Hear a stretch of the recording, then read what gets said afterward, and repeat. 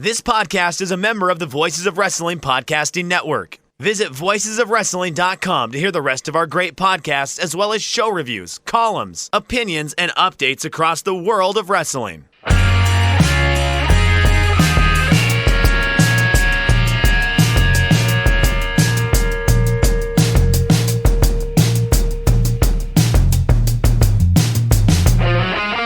Shake them ropes, new decade, who dis? Jeff Hawkins here along with Chris Novembrino as per usual. We are still in the holiday vacation mode in WWE in some ways. In some ways, we're just gearing up for the big run to the Rumble. Chris, I'm going to start it this way. Here's something that blows my mind, and they do this all the time with me in some ways. 2000 is now as far away as 1980 was in 2000. And those seem like two vastly different decades to me versus 2020 and 2000. You know, it's one of those things where someone once brought up, I think a few years ago, that Welcome to the Jungle is just as old right now as Love Me Do was when Welcome to the Jungle was released. And you're just like, holy crap, it seems like things changed at a far more rapid rate in the 80s and 90s than they did in the 2000s. Well, I think, at least as I look at it, the big inflection point for the way we look at society right now was in 2001, like in the United States, obviously, after 9/11.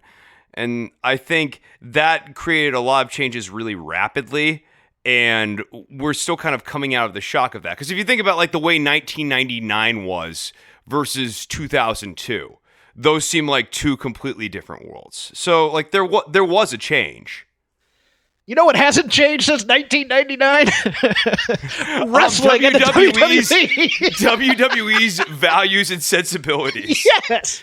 If you had let me do the lead into this show, I had prepared NWA stuck in the late 1980s, WWE stuck in the late 1990s, and AEW is somewhere in the 2000s right now. That was going to be my little lead-in gimmick. No, I loved glomming a old Doug Stanhope joke whenever I heard, like, they'd say that some, like, when Lagana used to do the We Want Wrestling interviews with all the writers, and they'd pitch an idea, and they go, oh, you've set the business back 30 years. I'd be like, great, send me there. The promos were better. The violence was more real. Please, take me back to the 1980s. I have no problem with that. No, we're just kind of in a dead zone a little bit. There's some things to go over, but, this is going to be kind of a fun, loose show, I think, more or less. All right, but can we lead off with the awfulness that was the end of Raw? Sure. This is what WWE's main roster product is going to be bread and buttering around for a while, I suspect.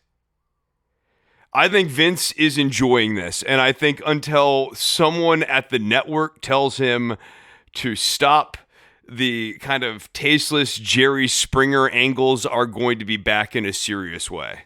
Chris, here comes the people who are going to tell you the YouTube numbers. They're going to come and they're going to say it got 3.1 million views all around the world. That's my point. I'm not disagreeing with those people. You hit me with your numbers. The bigger they are, the stronger my argument gets. I don't think, and my problem is I don't think YouTube numbers correlate to business. I think it's people who, number one, want to just watch certain parts for free as opposed to paying for cable or investing 3 hours into it. And I also think it's a lot of worldwide views versus Americans who, are going to plop down the money to pay for WWE. And no offense, WWE calls themselves a world company, but they market themselves only for the American audience. Yeah, I can't imagine that they have a super savvy global marketing operation. I think they kind of syndicate out when it comes to global distribution, right? Yeah. Yeah, they have partners with networks, I believe. Right. You sort of, the way it works, if you're getting it in, like, let's say, like Russia or China or Spain or somewhere, one of the places that they're affiliated with, the broadcast tables, I imagine it's just, like, sold to, in Spain, like, Canal Plus, and they just air it. I don't think there's, like, a ton of hands-on WWE marketing in Spain. I could be wrong, but that's always been my impression from the company. But you're exactly dead on. I mean, Vince's comedic sensibilities have always been that campy, 1960s laugh-in variety show, broad comedy type of stuff, and that's what this was.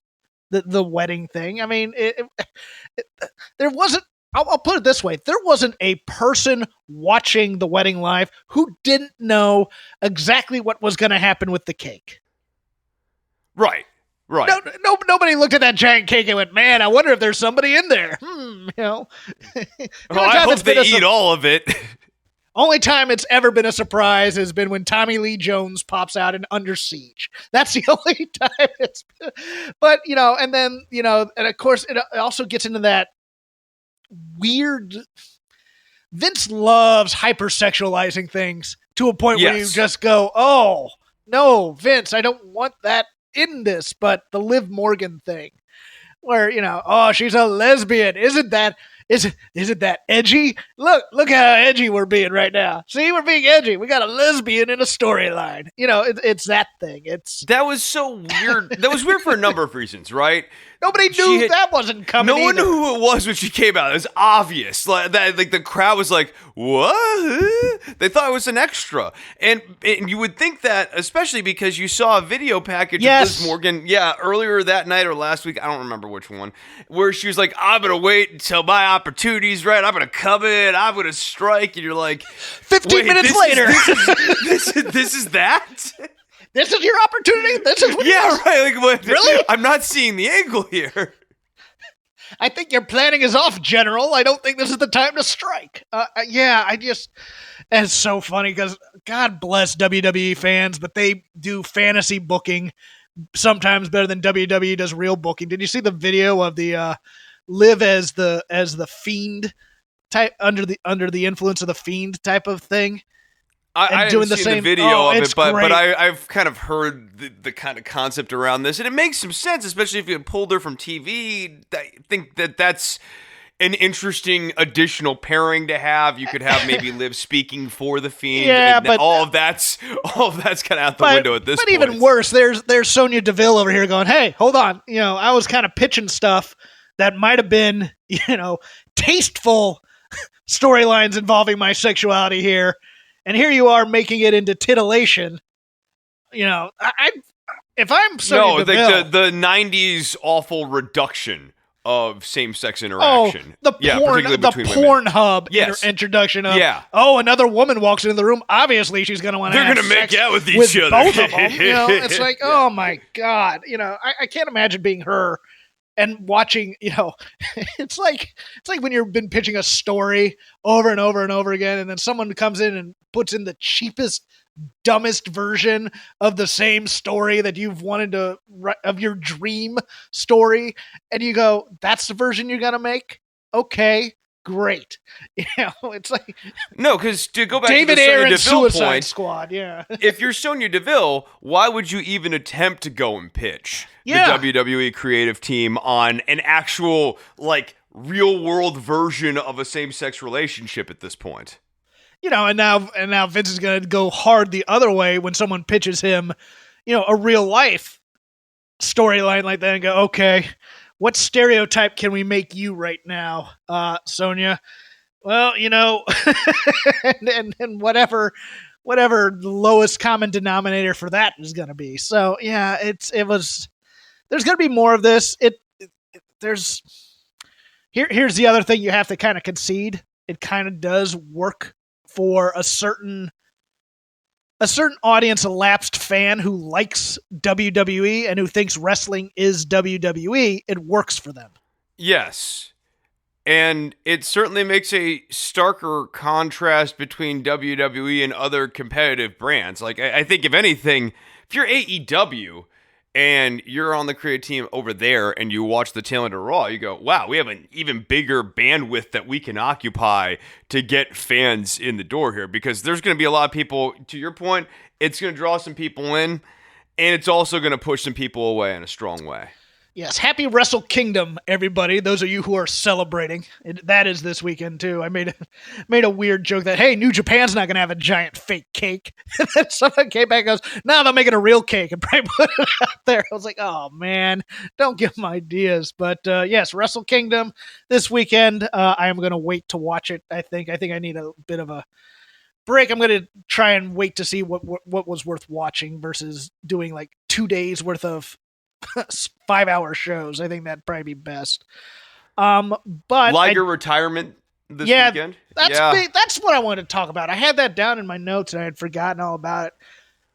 This is big for me. I don't know about you. He's awesome. No, I mean, Jushin Thunder Liger's the real life comic book character, and seeing him in his peak in the 90s was like seeing an anime character only in real life. I grew up with him making appearances on WCW intermittently, and every time he'd come in, it was always a big deal, and WCW would even save him exclusively for the pay-per-views, so you would only see him on those big shows. And I couldn't tell you which one it was, but there was one where I really wanted to see the Jushin Thunder Liger match, and that was my draw to get the pay-per-view, which was like ridiculous that I was begging my parents to buy this pay-per-view for me in 1990s money. No, but like Liger was the real deal, dude. He was an awesome high flyer. I mean, you look at any sort of junior heavyweight performer that has come after Jushin Thunder Liger, and everybody's borrowed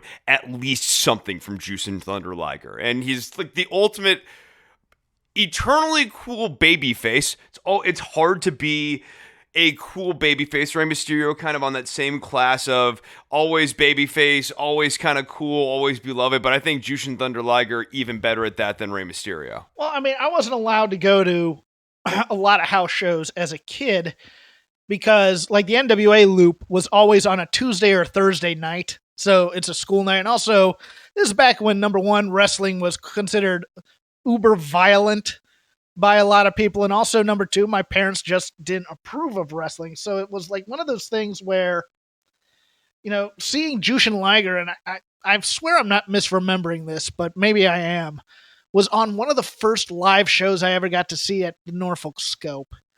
And then to see him well into my adulthood, in my 40s, in a American Legion Hall in Reseda for PWG, and you're just like, and he was still around, and he could still mostly move, and he was still just awesome. And I don't think people it was a lot like when Muta came into the NWA as well. It's one of those things where it was such a paradigm shift of what you were used to watching that style of wrestling that now you don't understand the real influence on American wrestling. Yeah, I mean, I think of Liger versus Brad Armstrong, and that's like a really great illustration of the contrast. Brad Armstrong, great wrestler, obviously. But when he's wrestling Liger, I think they give him the win on a Russian leg sweep in one of those matches. Yeah, no, of course they do. Yeah, they gave him the win in one of those matches. But you just see where wrestling was in the late 80s, late 90s. Brad Armstrong, one of the great workers of that vein, kind of like a Bobby Eaton, like one of the great workers. But here comes Liger, and he's just bringing a completely different style, and that would get infused into the American style and really kind of set the trend of where high flying in particular would go. I think the other thing, that makes Liger so awesome as a babyface is he's able to get such a crowd attachment without having any usage of his actual face. I mean, sometimes in Japan, obviously, he had the face paint on or whatever, but largely he's working underneath the mask, and he's able to create that really strong connection with the crowd underneath the mask. That's a talent. Oh, yeah. No, working in a mask is hard when you can't see facial expressions. It's just one of those things where you kind of have to do it with, body language and shaking your head and things like that. It's one of those things, and here comes my acting geekery, when you do like commedia dell'arte, which is just nothing but mask work. You learn how to overemphasize other parts of your body to then help make the fact that you're wearing a mask work in terms of the various ranges of emotion. So I've always had respect for guys like that, and it's like his signature pose, that little flexing pose that he does. It's both funny and badass at the same time. Like, it's funny. He's like pumping up, and he's like super strong, and he's usually one of the smaller guys in the ring, but he also looks badass, and you like it, and he's able to strike that contrast entirely with his body. A little bit more news coming out of this week on a very light week. Charlotte Flair and Andrade are engaged. I find them a fascinating couple. I remember we were at the Rumble. Myself and the cat lady were at the Rumble last year and just ran into them walking the street holding hands, and you're just like, that is a fascinating couple that I had never even thought about getting together. But congratulations to them. I would kind of like them as an on-screen, like Charlotte's managing That would be Andrade. interesting. Yeah. I mean, like, I think Zelina's good and everything, and they're a good pairing as well, but I think that Andrade paired with Charlotte kind of essentially doing Zelina's role, it would probably give Andrade a little bit more clout and make his matches have a little bit more heft, whereas he's kind of felt lower mid-card to mid-card at various points and kind of stuck there, whereas I think if he was paired with Charlotte, he'd be kind of firmly cemented into the upper mid-card. I would like it in any other federation other than the WWE. No. WWE's they'll do stupid things with it. Well, here's the main reason why. She's taller than he is, I think, if I'm remembering correctly. No, I think that's right. And they can never pull that off. Like like you take the prominent example I always use is Baby Doll, because Baby Doll was really tall and she also wore, heels, but she was also taller than most of the guys she ever managed. And they never brought that up as a detriment. They brought that up as a positive, that she was a bodyguard for this guy. But in WWE it would be emasculating, so you couldn't do it. And I love the idea. I don't see it happening. Yeah, I don't think they have the instincts to kind of guide it, but if they did, it could be really effective. That's all I'm saying. Minor piece of actual news. Dave Meltzer reporting speculation that the booking plan on SmackDown for the Revival is to make them comedy characters going into this last part of their contract. God, can it be worse than the shaving the back skits with the Usos? I mean, they could have a hot dog truck with ketchup and mustard at some point. Speaking of SmackDown, we had some notable returns on this past evening. John Morrison appearing in a talking segment with Kathy Kelly. Sheamus coming out, starting a feud with Shorty G, who has a new catchphrase too, and I can't remember. It's like small overcoming all or something like that. It's just absolutely ridiculous. No. And then to save Roman Reigns from having to eat dog food again at the hands of Dolph Ziggler and Baron Corbin, the Usos are now back on television in a regular role. I am quite happy about that. Love me some Usos. I think the Usos and Roman Reigns, it's a good way to refresh Roman Reigns. And I mean, if they wanted to change up his look, here's a really good time and kind of reorient him away from the Shield Roman Reigns to being paired with the Usos. I think that's more effective. No, you make the Usos part of the Shield and you call them the Samoan SWAT team. It'll be great. I like that. That sounds new and fresh. And then Paulie comes. Yeah. We did want to talk a little bit about something on SmackDown though that you had brought up. The women. You're kind of selling me on this Heyman pairing with the Usos and Roman Reigns to refresh them as a heel faction. Like, that would actually, if they could do that right, that would be a really cool angle. Well, Heyman famously managed the actual Samoan SWAT team in WCW. I know. So it was one of those things where it's like, well, and they also had him come out and tease being Roman's manager at one time. You're kind of like, well, you know what? That could work, but they're just turning everybody babyface heel now anyways. I mean, Miz has now started his descent into darkness now that he's been beaten by the Fiend and just he violated the sanctity of my daughter's bedroom. You're just like, oh my God, that's the verbiage they're going to use for him? Okay, great. But we wanted to talk about the women a little bit. Aunt Pam and Sasha. Boy golly, Bailey is not finding the character. I just looked at her this week. She's got, when you were in elementary school, did you have what they called school safeties? Where they helped you kind of cross the street? Oh yeah. She wears the belt like the school safeties did at my school, like where it's like a sash almost.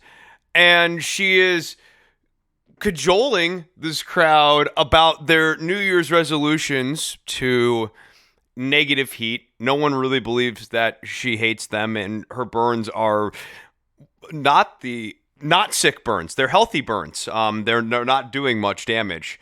And this whole dynamic between her and Sasha is very uncompelling and uninteresting at this point. It's a bad angle. Look, I'm a huge fan of Aunt Pam, as you well know. I am going to...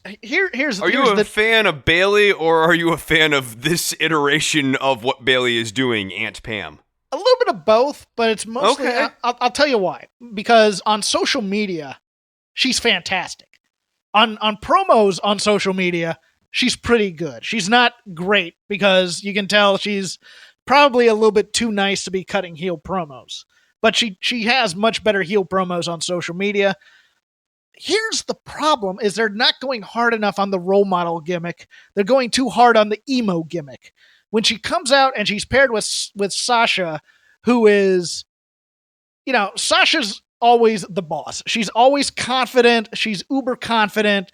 She's cocky. She's cocksure. She's strutting. She's shaking. She's showing you the jewelry. She's doing all those things. Bailey, from the point of entrance to down the ramp, is Violet Incredible in The Incredibles. She's the emo, sullen 13-year-old who thinks boys aren't very smart and is just waiting to go to college where she'll be appreciated for her intelligence. And she has that sad hangdog look. And then she gets into the ring to cut the promo, and she's the role model. She has to be the role model from the time she comes out on camera to the point where she starts talking, because the disconnect is throwing everybody off. Well, this promo wasn't even a role model promo. No, it wasn't. And that's the other part of this. I think she's not really landing the role model kind of character like this. And I'm not saying that she needs to do like the Sandow intellectual savior of the masses, but that's a closer template to what needs to happen. She needs to go out there and talk to little girls in the audience and make them feel like crap. Like Sean O'Hare. Sean O'Hare back in the day. That's what she needs to be doing here. And what she's doing, I mean, this whole promo was wonky from the get-go anyways, because then Lacey Evans comes out, and I think Lacey's delivery is fan-freaking-tastic. I think the character dressing is still a little cringe for me. She's the sassy Southern belle, but she's also a mother, and like that's a little bit of a cognitive dissonance too. Yes, but she's saying you keep my daughter's name out of your mouth, and it was like, well, Bailey and Sasha didn't just bring up your daughter, you did. So there's that. Last week the angle was cool because I don't mind. Look, I think Sasha bullying children is fantastic. I encourage it. But she didn't bring up the kid this week. You can't bring it up now. And then it's just like, well, wait, what? She never. And then they bring out Alexa and Nikki, and it's when they get introduced, it's like, oh man, Sasha was just about to say something, and oh my God, can you believe somebody's interrupting that whole thing? When they do that every week, that's the nature of the WWE promo. And Alexa and Nikki are kind of more naturally over than Dana and Lacey too. So if you're going to try to make this the vehicle to get Lacey Evans over, you've got to really focus hard on Lacey Evans, and there's a lot of characterization that is not being done here, and they're just assuming the audience is going to go along with this. Yeah, you have to. It has to be earned because she's spent so many weeks being such a terrible person that now you have to. When supervillains become superheroes, there's that certain uneasiness with do they really mean it type of thing, and that's what you have to get over with Lacey Evans, is that yes, she means that she's actually trying to be a good person now and trying to be a role model for her daughter and other things like that. You need a catalyst, you need an inflection point, and that's one of the things that has been missing in this. The kid is a good one. It's a good one. They just haven't done it. The kid is a good one, but like I think they needed to. Before she even started bringing the kid to the show, I think that they needed to do something else. Yeah. Yeah. They needed Bailey to start doing that with other kids, Right. and then to move on to Lacey's kid, and then that would be the inflection point. Boom, there's the spark. Now I think Bailey going this. up to this kid and saying, "I'm your role model," and really kind of basically saying, "I'm a better role model for you than your own mother." That's a kind of very natural feud to build off of. Yeah, just give her a shirt. Give her a Bailey shirt to wear at the next show. Where'd yeah. you get? And that's where it starts. And then it's like, and then as she continues coming to more and more shows, then it becomes, oh, this is a little bit more creepy of Bailey to keep doing this. Yeah, my whole issue with Aunt Pam right now, and I love saying that because it helps me avoid the Bailey fans on social media in some ways, who I love, but I also kind of go, look, I'm not criticizing her. I'm just but they're all characters in a large television show, guys. Well, but the whole sullen thing, like, man, I'm the champ and I got this hangdog look when I'm coming out of the ring, and then all of a sudden switching up. No, she needs to have changed demeanor now. She was sullen. Why does she wear the belt around her neck? They've never explained that. Yeah. No, that's a good one. Like, look, she was upset before she got the championship. And now she has the championship. Like, is she unfulfilled by it? Is that the problem here? Yeah, because I thought the whole point was she's really proud to be the champion and she's the role model. So if you're the role model, wouldn't the natural place for the belt be around your waist? So there's a decision being made there. What is that decision? I couldn't tell you. No, I think you're exactly right. I think there's just that disconnect that they need to shore up here, because I would love cocky Bailey and cocky Sasha, but two different kinds of cocky. The cocky role model, but also, basically Sasha over here playing Ric Flair. If Sasha hates the fans and Bailey fake loves the fans, that would actually be kind of a fun dynamic. They're playing good cop, bad cop as heels with the fans every week. Yeah, there's different dynamics. It's one of those that they look down on the fans for two different reasons. Sasha is doing a pretty good job, especially at house shows, because I was watching my friends at the LA house show last week, or on Monday, actually. They had a house show Monday here against Raw, and she's doing the whole, I'm now rich because I have this new contract type of heel type thing, and you guys are poor, so shut up. And Bailey's over here basically calling everybody who used to cheer for her a sheep. You can't think for yourself. It's a nice dynamic that they have there. They're just not doing that on TV, and it's killing me. So where to go to now? Ooh, you want to talk about... Okay, go ahead. Take it. Sorry, I had one more note here for news. Sure. The brackets for the Dusty Rhodes Tag Team Classic, which is coming back, and which will be, I believe... a heavy focus of the Worlds Collide, quote unquote, takeover Rumble weekend are upon us. Did they get the licensing rights to the Power Man 5000 song yet? I mean, because I feel like you have to if you're going to keep saying Worlds Collide over and over again. That is a deep pull that I don't reference other than Power Man 5000. Well, it was one of their big singles, Jeff. If you understood, the 90s rock. Yeah. I just remember Neckbone because it was a theme song in ECW. There you go. Power Man 5000. That's the only way I'd even know who Power Man 5000 is. It might have been Static X. I might have you these two. Son of a... No. I'm sorry, Wayne Static. But it looks to be exclusively NXT UK versus NXT. In the brackets, the first round, Imperium taking on the Forgotten Sons. Matt Riddle and Pete Dunne taking on Mark Andrews and Flash Morgan Webster. And then on the other side of the bracket, the Grizzled Young Veterans taking on Kushida and a mystery partner. I love how they've been saying the question marks, and now everybody's making those jokes that it's going to be Josephus coming in, but it's not. Don't worry about that. And then Gallus taking on the Undisputed Era. Now, it appears that we're setting up for the Imperium Undisputed Era clash that we have been clamoring for, Chris. But I'm going to posit something else here. I am going to call my shot, I think, and say that a team that is not entered in this tournament is going to win this tournament. A wild card, if you will? Yes. I am under the impression, and I believe this, that Lio Rush and Keith Lee are going to win this tournament. They got a pretty darn good reaction on the match that was taped for NXT, and then I believe they replayed it on 205 Live as well. I can't remember where they replayed it, but I think they like this team, and I think they're probably going to be inserted in at some point, and probably win the Dusty Classic. But your general thoughts without my wild fantasy booking in there. Okay, so if they go with Lio Rush and Keith Lee, I think it's a perfect story for this type of tournament, too. You have Keith Lee having to kind of help out Lio Rush, have Lio Rush have some really, really gutty performances early on, get slightly injured along the way here. Keith Lee has to kind of help out Lio Rush. He's the good babyface in peril. A lot of high flying, a lot of tandem maneuvers. I think that's fun. I think... All right, you want to go match by match here? That might be a little bit easier. Well, my thinking is like the Matt Riddle, Pete Dunne team implodes and they have a feud after this, and that how we get out of that, and then we have to bring in another team. I think that's right. So who are they facing in the first round?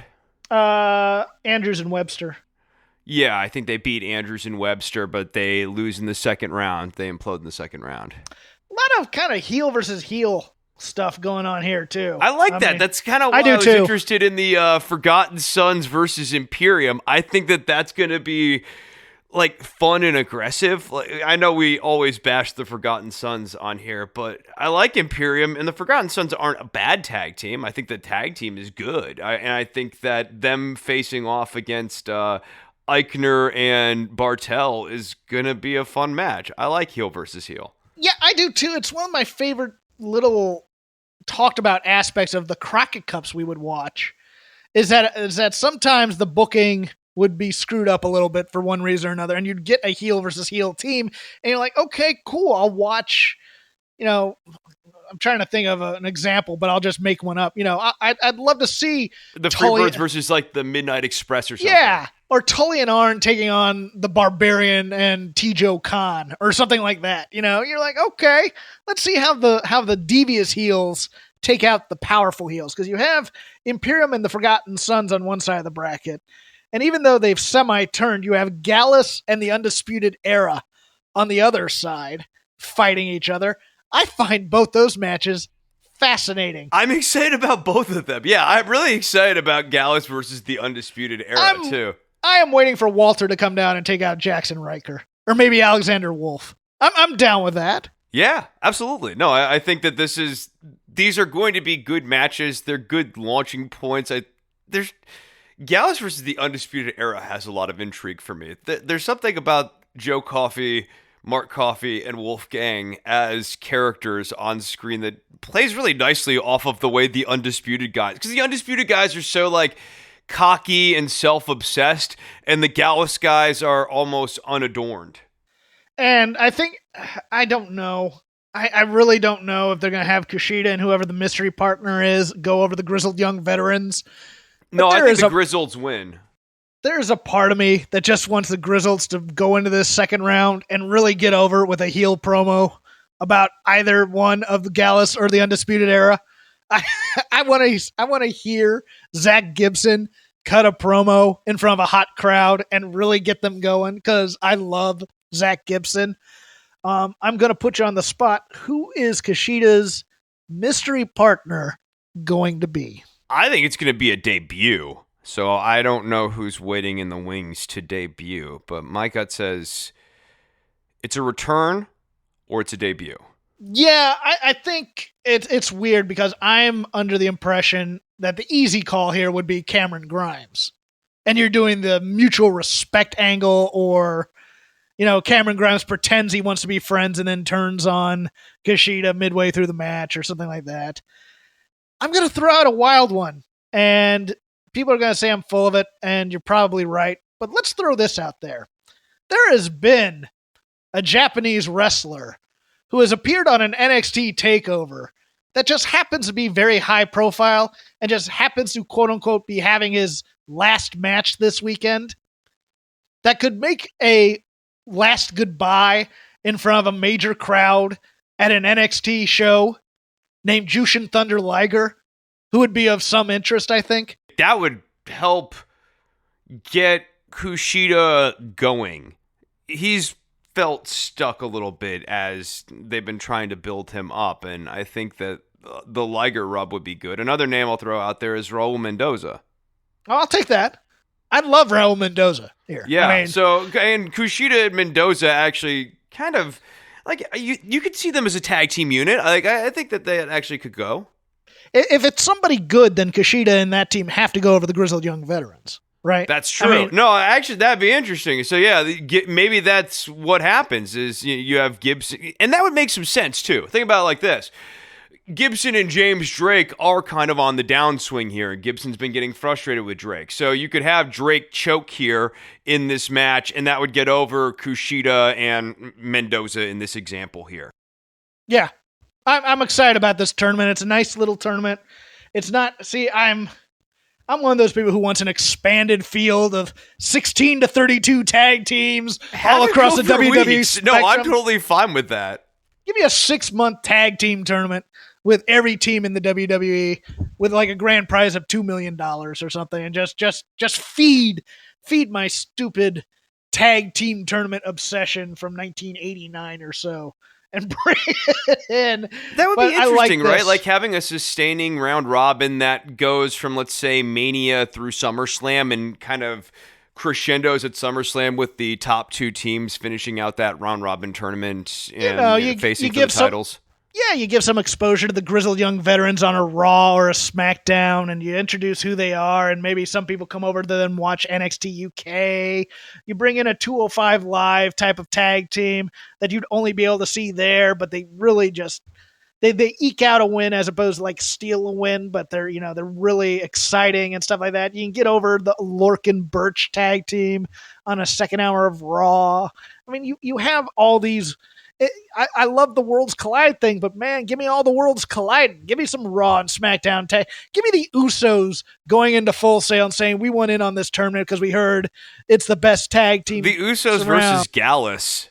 Give me Imperium versus the Revival at some point. The Revival is like, look, we're about tag team wrestling. We made our bones in the Dusty Tag Tournament. We'd like to be entered. Just make it something that doesn't feel like it's on the other show. And that's the problem with NXT again, is somebody goes into Full Sail and it's still kind of minor league when they get there. I'm a guy who likes tag team wrestling, and we know Vince McMahon does not. So I should stop dreaming. NXT UK was okay. There's not a lot that came out of it. If you're going to watch it, the Dragunov, Alexander Wolf, anything goes match is pretty darn good. And then there's some storytelling with Tony Storm and Piper Niven, but they are giving Tony Storm a darker edge, and I am not a fan of that. Yeah, I sort of anticipated this happening. I think ultimately she gets realigned with Kaylee Ray, her mentor from all those years ago, only under kind of a dark cloud. I just think if you have, when she was signed, she was the hottest babyface in women's wrestling. She was rock and roll. She did the two Mae Young Classics. She was a rock star in both of them. Put the rocket behind her and let's go. That's all you got to do. And then they do the half push and they wonder why she's not as hot of a star as she used to be. And then they go turn her heel. That's the thing with everybody. It seems I'm a little frustrated by that, really. Because I want stars, I want wrestling to be bigger, but I'm more puzzled by this Ashton Smith and Oliver Carter defeating the Outliers thing. These guys, look, we know that they don't have big plans for Riddick Moss, and Dorian Mack's probably not someone they have a big push planned for under the Dorian Mack character. I think if they're going to do it, they're going to repackage him like they tend to do for a bigger push. And actually what they've already done here, because he was Dan Matha and now he's Dorian Mack, but I think he would get a third name if they were ever going to utilize him like that. This makes no sense, though. You've presented these guys as the Outliers, and Ashton Smith and Oliver Carter. Oliver Carter, you gave all these fancy promo packages to leading up to him losing multiple weeks in a row and being presented as a general loser, and Ashton Smith is the whoop guy. I think those were my exact words, the whoop guy, because I couldn't remember his name. Every time he does it, it reminds me whenever I watch pay-per-views, especially on WCW from like 1991 or 1992, whenever Whoop There It Is came out, the crowds would chant that, and it's so weird to hear now. Oh, crowds loved PN News. Yo, baby, yo, baby, yo, baby, yo. I mean, look, there's something about interaction with wrestling that will make bad or mediocre acts far more famous than they ever have a right to be. See Enzo and Cass. See the New Age Outlaws. I mean... No. You know what? With Enzo Cass and the New Age Outlaws, you had quality promos from both of those guys. Those guys were charismatic. Road Dogg and Enzo, right? Like, I'm not, like, defending Enzo Amore as a person or anything like that. I'm just saying, like, that guy, especially in NXT, had a very over presentation and was really connecting with people. And Road Dogg Jesse James, once he found the ladies and gentlemen, boys and girls, children of all ages, once he found that gimmick, that was connecting with people. That's far more compelling than whoop, whoop, whoop. That, like, don't sit here and get relativistic on those two things. Don't sit here and get relativistic on those two things, Hawkins.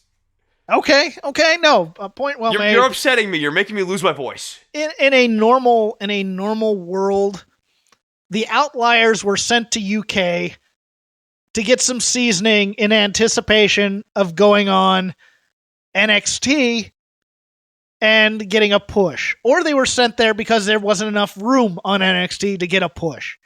Here, you're exactly right. This is baffling to me because on the Largo circuit, they have Robert Strauss, who's the former Robbie E., who hosted the podcast with Matt Kuhn, I believe, and had to give that up to go to WWE to be a manager. So he's a manager. He has a gimmick. You see him sometimes in all the NXT crowd shots. They don't send him with the Outliers to NXT UK, probably because they don't want to present it as an official package, but then they send those two over to lose. Are they going to bring them back over and then push them? Because that's the only thing I can think of other than... Maybe it's Robbie E., or whatever his name is, like Robert Strauss. Maybe he turns the corner for them. He gives them the management they need. Like that's a way of kind of getting momentum going again for these guys. But I just don't understand bringing them over to job out to Ashton Smith and Oliver Carter because who have no value. What are we doing with these guys? Upside. Yeah, they have no upside. If you thought Mark Andrews and Flash Morgan Webster was kind of a dead babyface tag team champion duo, if you put the belt on Ashton Smith and Oliver Carter, they're going to be deader than a dead fish. We have this kind of pool of guys in this same situation where we're told they have something and then they never really build on it. Kenny Williams, Amir Jordan, these two, a little bit of Webster and Mark Andrews. On the other side, of course, you have the fantastic Joseph Connors, who again was on this week, popping into an interview. You have this kind of morass of guys in this not quite a star type of situation, and you're just like, they just put them on TV to wrestle, and you're not really sure what you should do with them. You kind of had a little thing with Ligero, and Ligero got crushed by Cassius Ohno this week, so that was fun because Cassius Ohno is doing the wrestling expert gimmick to a T again in the UK, which I enjoy him when he's talking about wrestling moves on Twitter. I think those are some of the more interesting insights from all of wrestling Twitter. He's just there's the Kushida. Follow. There's the Kushida tag team partner I want. And bring him out and go, you know what? I know these guys from the UK, and I'm a UK wrestling expert. I'll wrestle with you, Kushida. There's too many tag teams being broken up in my fantasy booking scenario there. But yeah, I mean, NXT UK, in 2020, I want to see them tell me why it's important.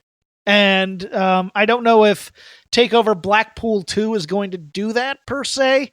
I don't know if Walter and Joe Coffey is the top lining feud that can that can get more than casual eyeballs over to the product, but I'm willing to go along with it for the next couple weeks.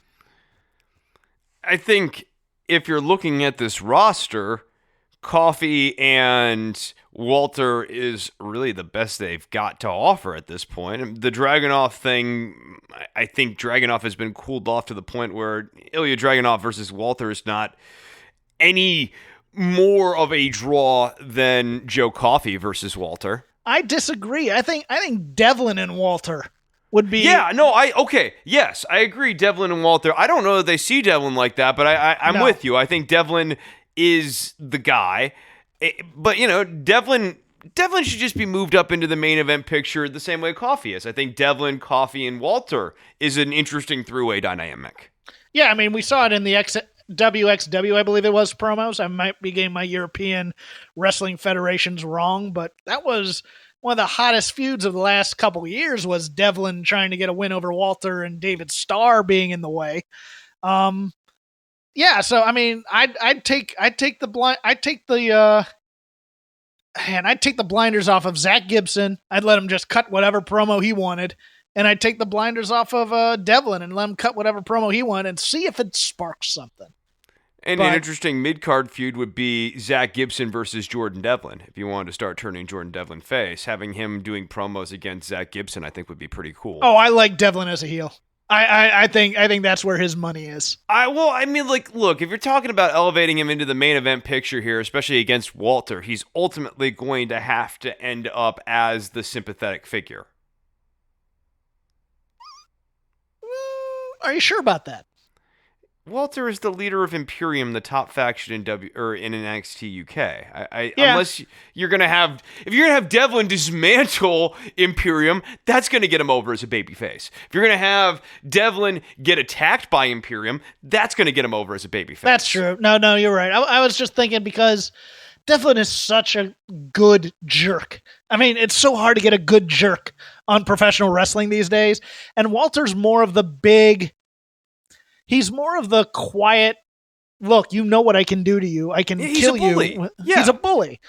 But he's not a bully that's he's not prone to using his bulliness to insert himself into situations where he doesn't belong. You know what I'm saying? He's not the bully that goes around going, I'm the bully, you need to respect me. He's the bully who if he's walking down the hall, you get out of his way.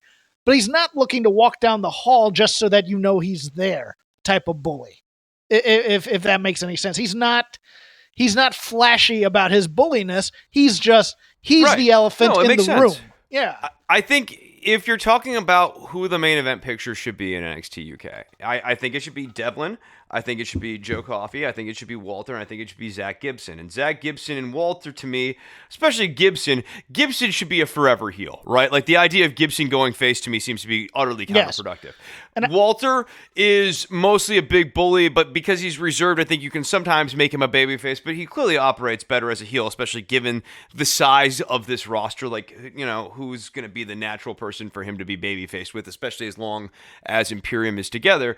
But I think with Coffey and Devlin, these are the two guys who you can kind of, flip the switch on as needed, given specific dynamics. And I would add, it's been 2.5 to 3 years. It's time to reignite the spark that was Tyler Bate again. I mean, also true, right? Because it feels like after that first set of matches with Dunn, where Dunn took the championship from him, Tyler Bate just kind of became a guy. He was well respected. They loved him with Mustache Mountain. He's over with Mustache Mountain. Don't get me wrong. That tag team is great, but he was an absolute superstar, and now he's a guy in search of getting his mojo back. And I think it's time to make him a centerpiece of this NXT UK brand, as opposed to British Strong Style being a centerpiece of this NXT UK brand. I think they should do a Rocky IV angle with Mustache Mountain where Trent gets a title shot. And he's Walter, Apollo Creed? Yes, Walter Apollo Creeds him. And that's what gets Tyler Bate going again. Now I want Trent Seven in the Uncle Sam top hat coming out to living in He comes America. out in the Union Jack thing. He's Oh, like the Union super Jack, ready. yes. He's like way hot. They have him like beating people going into this match. He's so ready for it. And Walter like clean, like no help from Imperium or anything. Tyler's just ringside and watches Trent get demolished by Walter. And that's what sets up the angle. Oh, if somebody in WWE could make a knockoff of Living in America, except being about living in the UK, and Trent Seven's coming out there dancing. Yes. Oh my God, that'd be the angle of the year. Tyler, I don't know how many more of these I got left in me. I got to go out there. I I one feel more. alive again. I feel like I'm 20 again. Yeah. Oh my God. And then we get sullen flashbacks of Tyler and Trent running down the beach training and you know, doing homoerotic hugs in the waves. It ends with Eye of the Tiger or some knockoff of Eye of the Tiger. Oh, yes. Please, please, please, please. Take our idea. Anyways, we blattered on long enough because we were trying to fill a show. You can follow me at CrapGame13. You can follow Chris at Chris Novembrino. You can follow the show itself at Shake Them Ropes. In addition to it being Royal Rumble season, it's also turning into primary season. Chris does some political podcasts and some socially conscious podcasts. He'll tell you about them right now. Yeah, the All the Family podcast has been on a little bit of a break. I don't know when we're going to relaunch, but we will at some point here. But if you want to check out all... What? Did you do the live show is what I was going to ask. No, we didn't. Things have been tough with my co-host and I getting stuff booked recently because she's moved. So, that's been affecting production. But don't worry about the government. You can hear over at don'tworry.tv. All in the Family podcast you can listen to anytime. It's still good. So, check that out at the allinthefamilypodcast.com. We will be back soon enough. So, now's a great time to catch up if you wanted to do such a thing. You can find me at Chris Novembrino. 2020's in full vision, Chris. Ugh.